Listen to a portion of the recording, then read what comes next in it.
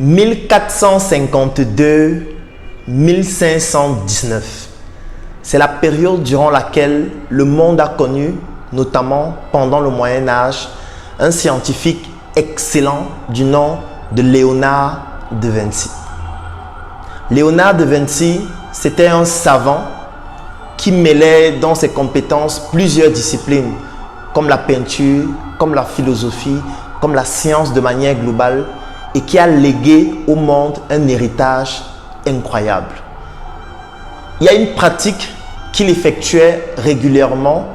Elle consistait à voler des cadavres, à disséquer ces cadavres, à sortir les organes de ces cadavres et à dessiner ces organes parce que son objectif était de comprendre le fonctionnement du corps humain. C'est grâce à lui que nous avons pu obtenir les premiers manuels d'anatomie que nous utilisons. D'ailleurs, moi aussi, j'en ai utilisé lorsque j'étais en faculté de médecine et qui ont juste été améliorés par d'autres scientifiques qui sont venus après lui et qui ont eu à effectuer de nouvelles découvertes scientifiques, notamment avec les nouvelles techniques et les avancées de la science qui permettaient de comprendre de manière beaucoup plus étymologique le fonctionnement de l'organisme. Grâce à Léonard de Vinci, aujourd'hui, nous apprenons l'anatomie, nous apprenons le corps humain. Nous avons des atlas, des livres, des documents, des encyclopédies qui nous parlent des parties du corps humain parce qu'à un moment donné de l'histoire, notamment pendant le Moyen-Âge, il y a un scientifique qui s'est levé et qui a dit « Je voudrais léguer à l'humanité ce que j'ai appris, c'est-à-dire le fruit de mon expérience et de mon expertise. » Je voudrais faire cette vidéo pour m'adresser à tous les criminels du savoir, à tous les criminels de la connaissance, à tous les criminels de la science. Ces criminels qui sont à l'origine de ce que j'appelle un crime intellecticide, c'est-à-dire le fait de bénéficier des connaissances qui ont été léguées par nos aînés, par ceux qui sont venus avant nous, qui se sont dit qu'il était important de nous léguer leur expérience afin que nous puissions nous en inspirer pour améliorer notre environnement. Ces criminels qui commettent ce crime intellecticide, qui ont donc eu à bénéficier de ces connaissances, bénéficier de ce savoir qui leur a permis aujourd'hui d'être politologues, d'être juristes, d'être avocats, d'être ingénieurs, d'être médecins, d'être dans n'importe quelle discipline pointue. Mais aujourd'hui sont devenus comme des mousses qui accumulent la connaissance, mais qui au final ne la restituent pas. Ne la restituent pas en partageant leurs connaissances, en partageant leur expérience, en écrivant des ouvrages, en publiant des articles scientifiques, afin de permettre aux autres qui viendront après de pouvoir bénéficier de leur expérience, de leur expertise pour aller beaucoup plus rapidement et surtout ne pas commettre les mêmes erreurs.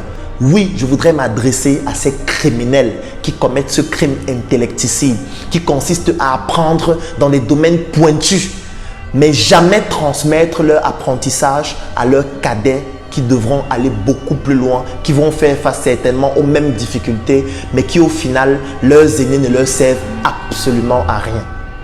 Sur le plan entrepreneurial, c'est exactement la même chose. Nous avons des aînés, nous avons des papas, nous avons des industriels qui ont réussi dans notre environnement, qui ont réalisé des prouesses incroyables, mais qui au final ne communiquent pas, ne forment personne, n'écrivent pas, créent une cassure entre eux et les générations qui viennent après.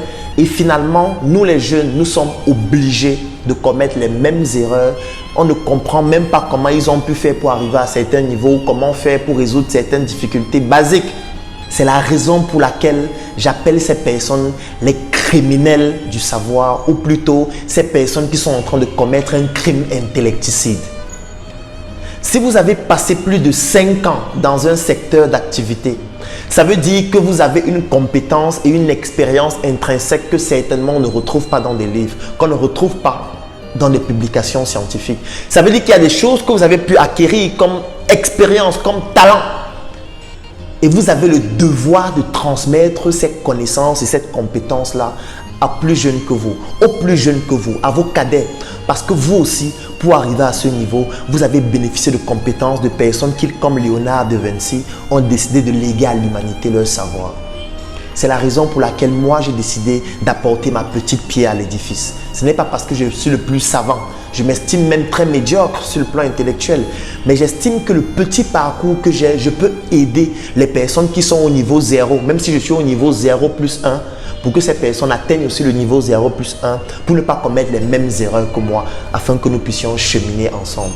C'est pour ça que j'ai décidé, avec toute l'équipe des personnes qui m'accompagnent, de maturer le projet Startup Academy, de publier des ouvrages. Aujourd'hui, j'en ai publié 5. Je compte en publier au moins 2 chaque année parce que je veux partager le minimum de connaissances, que j'ai, le minimum de compétences que j'ai. Pas pour montrer que je suis le meilleur, non. L'objectif n'est pas forcément d'être le meilleur, sinon d'être le meilleur de moi-même, c'est-à-dire la meilleure version que j'étais auparavant. Pour que ça puisse permettre et surtout stimuler les autres qui sont plus compétents que moi, qui ont une expertise plus avérée que moi, à pouvoir sortir de leur silence criminel sur le plan intellectuel pour empêcher que la médiocrité ne devienne l'étalon de notre société. Si vous êtes compétent, si vous êtes excellent, si vous avez une expertise dans un domaine donné, et vous restez silencieux face à la médiocrité qui est en train de devenir l'étalon de notre société, vous êtes donc complice de cette situation de fait et vous êtes donc aussi l'auteur et coupable de ce crime intellecticide. Je voudrais interpeller toutes les personnes qui ont des compétences dans un domaine d'activité. Ne laissez pas la médiocrité devenir l'étalon de notre société. Levez-vous individuellement ou tous ensemble, comme un seul homme, avec grand H, afin de pouvoir permettre au Cameroun, notre quartier, et à l'Afrique, notre pays, de pouvoir bénéficier de votre expertise pour montrer au monde que nous aussi, nous avons des choses à apporter sur le plan intellectuel. Je suis Claudel Mumbissier, l'assassin de l'obésité, de l'inconsistance intellectuelle. Je vous donne rendez-vous dans une nouvelle chronique entrepreneuriale très bientôt.